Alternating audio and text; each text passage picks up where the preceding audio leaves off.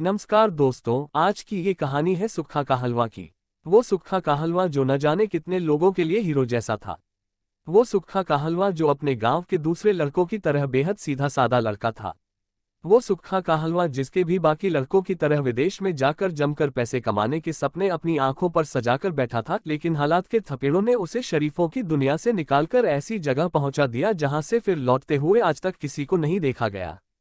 ये कहानी उस सुक्खा का हलवा की है जो किसी जमाने में सीधा सादा और शर्मीला बच्चा था कि किसी के सामने आंख उठाकर बात नहीं करता था, लेकिन बदले हुए हालात ने उसे इतना बदला कि पंजाब से लेकर पश्चिम बंगाल तक उसके सामने किसी की आंख उठाकर बात करने की हिम्मत नहीं पड़ती थी। आखिर ये सब कैसे हो गया? कैसे एक शरीफ लड़का इतना बड़ा बदमाश बन गया? कैसे 7 समंदर पार जाने के सपने देखने वाला ऐसे रास्ते पर पहुंच गया जिसकी मंजिल सिर्फ मौत है? सुक्खा का हलवा की कहानी भी ऐसी ही है, उसके शरीफ से बदमाश बनने की कहानी, एक गुर्गे से गैंगस्टर बनने की कहानी।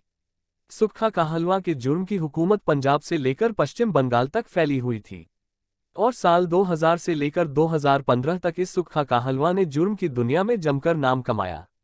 उसकी पहचान एक शॉप शूटर की भी थी, लेकिन उसके खिलाफ हत्या, डकैती और गैंगवॉर समेत 60 से ज्यादा आपराधिक मामले दर्ज थे। सुक्खा का हलवा ये उसका पूरा और असली नाम नहीं था, बल्कि उसके माता पिता ने उसका प्यारा सा नाम सुखबीर सिंह काहलवा रखा था। दरअसल पंजाब के कपूरथला जिले का एक गांव है काहलवा। सुक्खा का जन्म इसी गांव में 21 जून 1987 को हुआ था। बाद में सुक्खा ने अपने नाम के आगे अपने गांव का नाम लगा लिया। कहते हैं कि सुक्खा का ज्यादातर वक्त अपने गांव में ही बीता था।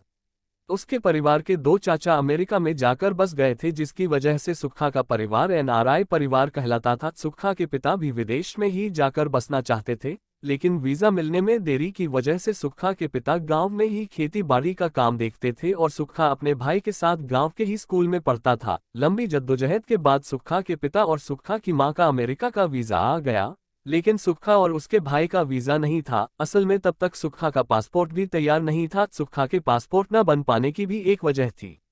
असल में 15 बरस की उम्र में गांव में लड़कों के 2 गुटों में जमकर झगड़ा हुआ और बात इतनी बड़ी कि थाने तक जा पहुंची। उस झगड़े की जो रिपोर्ट लिखवाई गई थी, तो गांव के दूसरे लड़कों के साथ सुक्खा का भी नाम लिखवा दिया गया था, जिसकी वजह से पुलिस वेरिफिकेशन की अड़चन की वजह से सुक्खा का पासपोर्ट नहीं बन पा रहा था। लिहाजा सुक्खा के माता पिता को अपने दोनों बच्चों को यहीं छोड़कर अमेरिका जाना पड़ा। थाने में लिखी उस झगड़े की इबारत ने सुक्खा की जिंदगी की पूरी कहानी ही बदल दी। पुलिस के उस मामूली केस ने सुक्खा की जिंदगी के तमाम कॉमा फुल स्टॉप तक बदल दिए और गांव के एक सीधे सादे लड़के की जिंदगी पटरी से उतरकर गुनाहों के दलदल में धंसती चली गई।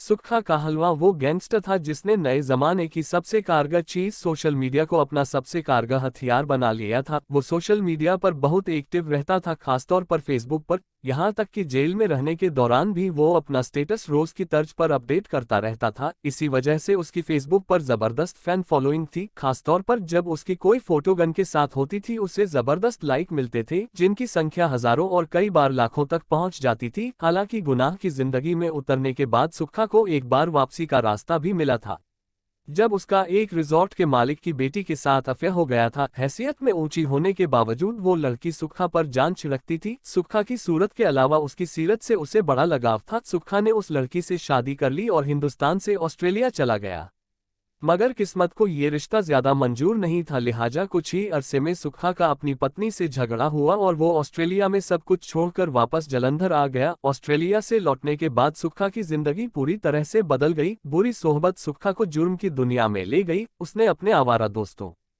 के साथ मिलकर लूटपाट शुरू की और मारपीट का सिलसिला शुरू हुआ। चोरी और लूटपाट के बाद उसे पुलिस ने पकड़ा और पुलिस केस बना, मगर सुक्खा ने फिर पीछे मुड़कर नहीं देखा, बल्कि जुर्म के दलदल में गहरा उतरता चला गया। इसी दौरान सुक्खा ने लवली बाबा नाम के एक शख्स का कत्ल कर दिया। ये उसके हाथों से हुआ पहला कत्ल था। इस कत्ल के बाद सुक्खा पकड़ा जाता है। उसके जेल जाने की खबर ऑस्ट्रेलिया में उसकी बीवी को लगती है, तो वो ऑस्ट्रेलिया से भारत आती है, लेकिन भारत आते ही उसे सुक्खा के कारनामों की खबर मिल जाती है, तो वो सुक्खा से तलाक लेने की तैयारी में लग जाती है। सुक्खा अपनी बीवी को बेइंतहा प्यार करता है, लेकिन वो उसकी जिंदगी में वापस नहीं आना चाहता था, लिहाजा दोनों तलाक के लिए रजामंद हो जाते हैं। उसके बाद सुक्खा का हलवा गांव छोड़कर जालंधर में आकर रहने लगता है और यहाँ के कुछ नामी गुंडों के साथ मिलकर अपना गैंग बना लेता है। हालात का मारा ये ऐसा गैंगस्टर था जिसकी किस्मत बहुत बुलंद थी। कम से कम जिंदगी और मौत के मामले में उसने मौत तक को 4 बार चकमा दिया था। जालंधर पुलिस की हिरासत से सुक्खा अक्टूबर 2010 को फरार हुआ और पुलिस ने जब उसका पीछा करने के दौरान उसे गोली मारी तो वो बच गया। इसके बाद राजस्थान में भी सुक्खा पुलिस मुठभेड़ में मौत को चकमा देकर फरार हो गया। हालांकि इस मुठभेड़ में उसका साथी मारा गया। इसके बाद सुक्खा ने यूपी के एक गैंगस्टर यामीन के साथ मिलकर लाखों का सोना लूटा। लूट के माल के बंटवारे के दौरान यामीन और सुक्खा के बीच जमकर झगड़ा होता है। असल में इस दौरान सुक्खा एक तरह से भगोड़ा था और यामीन ने ही उसे पनाह दे रखी थी, लेकिन सोने की लूट के बाद हुए झगड़े की वजह से यामीन को सुक्खा अखरने लगता है। लिहाजा यामीन ने अपने साथियों के साथ मिलकर सुक्खा का गला रेत दिया था और ये समझकर उसे यमुना की रेत में फेंक दिया कि शायद वो मर गया होगा, लेकिन उसका नसीब अच्छा था। लिहाजा इस बार भी सुक्खा ने मौत को मात दे दी और बच गया। 2013 में सुक्खा को पुलिस ने प्रधान सुदर्शन ढिल्लों की हत्या की थी और उसके बाद उसके गुनाहों की फहरिस्त तेजी से बढ़ने लगी और पुलिस के रिकॉर्ड में हत्या, लूट, डकैती के करीब 60 से ज्यादा मामलों की फाइल तैयार हो जाती है। एक वक्त ऐसा भी आता है कि सुक्खा का हलवा पंजाब पुलिस का वांटेड क्रिमिनल बन जाता है। यहाँ पहुंचकर सुक्खा पूरी तरह से नामी बदमाश हो जाता है। ये वही दौर था जब सोशल मीडिया भी तेजी से बढ़ रहा था। सुक्खा इस सोशल मीडिया की ताकत का अंदाजा लगा लेता है, लिहाजा वो इस सोशल मीडिया को अपना नाम फैलाने और अपने नाम की दहशत फैलाने के लिए इस मीडिया को टूल बना लेता है।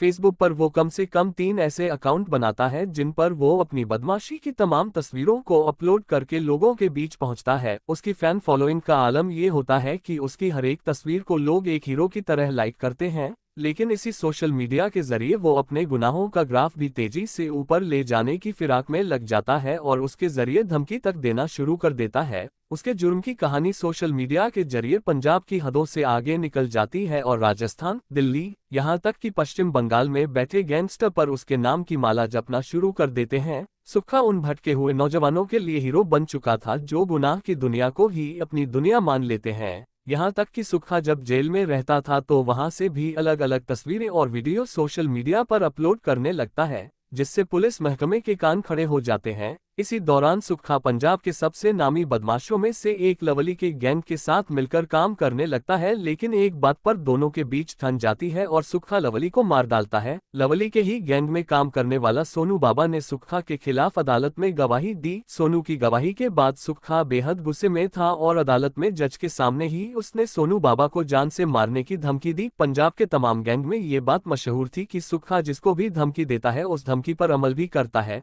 लिहाजा उस घटना के बाद सोनू डर गया था और इसी उधेड़बुन में लगा रहा कि कैसे वो सुक्खा की धमकी से बच सकता है, क्योंकि उसे मालूम था कि जैसे ही सुक्खा जेल से बाहर आएगा तो उसे मार डालेगा। तब सोनू ने पंजाब के एक और बड़े गैंगस्टर विक्की गोंडर से हाथ मिलाया और उसे सुक्खा की सुपारी दी। साथ ही ये भरोसा भी दिया कि सुक्खा के खात्मे के बाद विक्की गोंडर ही पंजाब का सबसे बड़ा डॉन हो जाएगा। विक्की गोंडर ने सुक्खा के नाम की सुपारी ले ली और फिर सुक्खा को मारने की प्लानिंग बनी। हैरानी की बात यह है कि सुक्खा को विक्की गोंडर के प्लान की खबर भी थी। उसे पता चल चुका था कि विक्की गोंडर उसको मारने की प्लानिंग कर रहा है। वक्त गुजरता जा रहा था और सुक्खा जेल से कोर्ट और कोर्ट से जेल ले जाया जाता था, लेकिन उसके गैंग का काम चल रहा था।